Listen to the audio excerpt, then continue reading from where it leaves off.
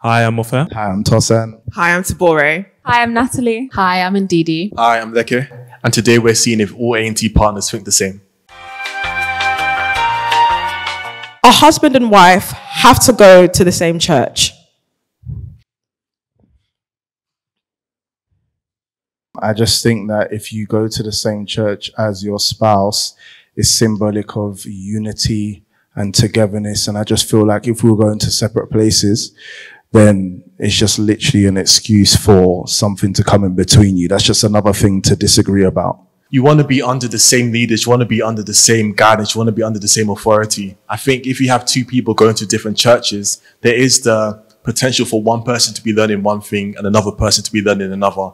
That could lead to division over time. That could lead to two people going on separate paths over an extended period of time. Then I have to start thinking, if there's kids now, what happens next? Where do the kids go? Do they go with the mum some Sundays? Do they go with the father the other? I think it's just best for the sake of unity and for the sake of growing together to ensure that you're going to the same church and you're led by the same people. I do throw the question, does going to different churches mean that you're not unified? As in your marriage, it should be strong. Yes, we know marriages go through testing times, but you should be strong enough, especially when it comes to the Spirit of God, to be able to unify regardless of what you've learned. Come together, teach each other, and grow in that way. Let it strengthen your relationship. I stand here because I think it depends on your role in the church. So, for example, if my husband was being a pastor or a leader, then I would say, yeah, I would want to join him as his helper.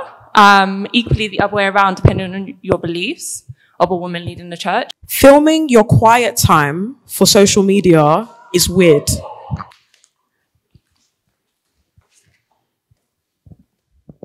Define quiet time.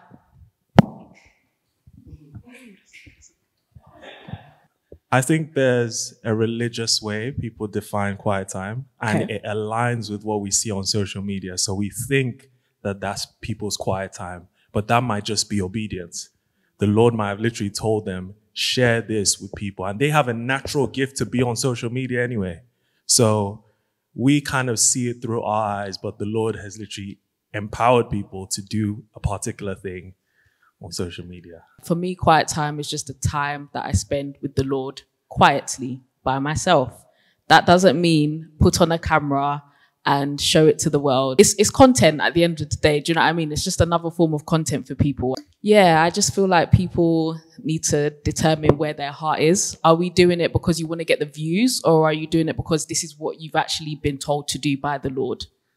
The A&T men do community better than the A&T women. 100%, man.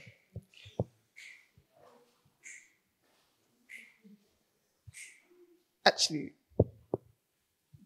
I feel like the men know each other better. I think the depth of our conversations is it's quite deep, I would actually say. I think also from an accountability standpoint, maybe it's because there's less of us, and so there's more intentionality in terms of getting to know each other and having to rely on each other.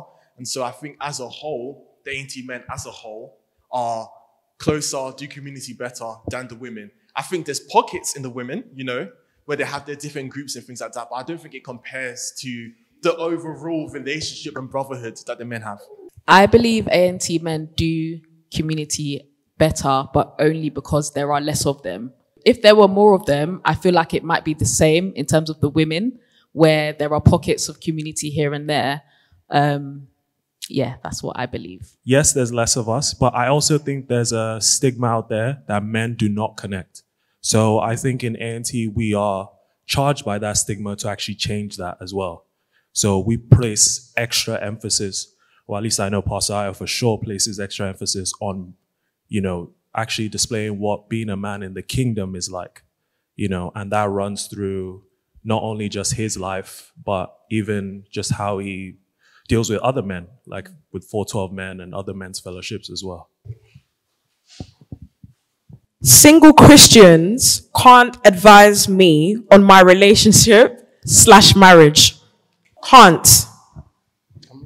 I'm just somebody that I just feel like if I haven't really experienced something the same way that other people have experienced it, I need to be very careful with what I say. For example, even me now as a married man, I don't know what it's like to be single at said age, for example, in this given time. I don't know what it's like. I don't know what the dating was like. I've been in a relationship for a long time. I've been married 3 years. I've been with Aisha for over 5 years. Do you get what I mean? So I actually don't know what it's like. So I wouldn't talk on or comment on what it's like to be single. And same way, I don't really feel like people that are not married kind of thing should be able to kind of dictate or, well, you can give advice. Anyone can give advice. But as a blanket, I think that there should be clear distinction. I think everything in love, and I know that sounds really simple, but just say you've gone through something in your own life and the Holy Spirit convicts you to tell someone else that's approaching that situation. Obviously, you have to take caution and not just be like, yeah, this is what it is. But at the same time, would you not be acting within your will to like guide them or advise them on stuff? I'm not saying go around the world preaching about marriage if you haven't been in marriage, but I wouldn't be shut off to someone who I feel like I can trust, who has my best interests at heart, to listen to them, basically. I don't think someone being in a relationship makes them good at being in relationships. I don't think someone being in a marriage necessarily makes them good at being in a marriage. And so to say that experience qualifies someone to speak on relationships, to me, is dangerous. I wouldn't necessarily say that because someone isn't in a relationship, it makes them less qualified or less capable of giving advice. There's also the danger of giving preferential treatment to people who are in relationships and just taking their advice as gospel and say, yes, because they're in a relationship, they know what they're doing. There's a lot of things that happen behind the scenes, and no two relationships are necessarily identical. What might happen in my relationship might be very different to what happens to Tosan's. So I could speak to Tosan, and he could generally still say, I've never experienced, I've never been through that. So him being in a relationship might not necessarily say that he knows the answer. Whereas Muffin might be single now, but he might have been in a relationship where he did go through that. So in that situation, Muffin might be the better person to speak to than Tosan. So I would say it's definitely relatives. I can't say, just singles, be quiet because you don't know what you're doing. I think that's ridiculous.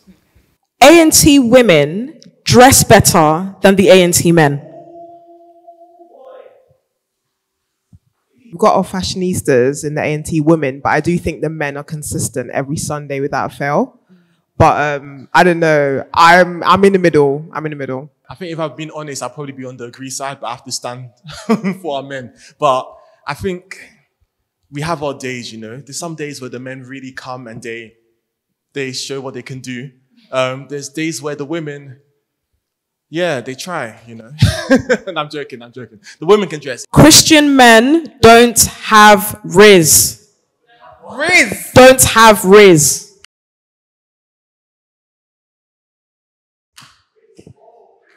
I'm on slightly disagree because, of course there's going to be certain men who don't, I'm not going to use race, that's moist, who don't know how to talk to women and don't know how to interact in a normal, manner. There's a lot of weirdos out there.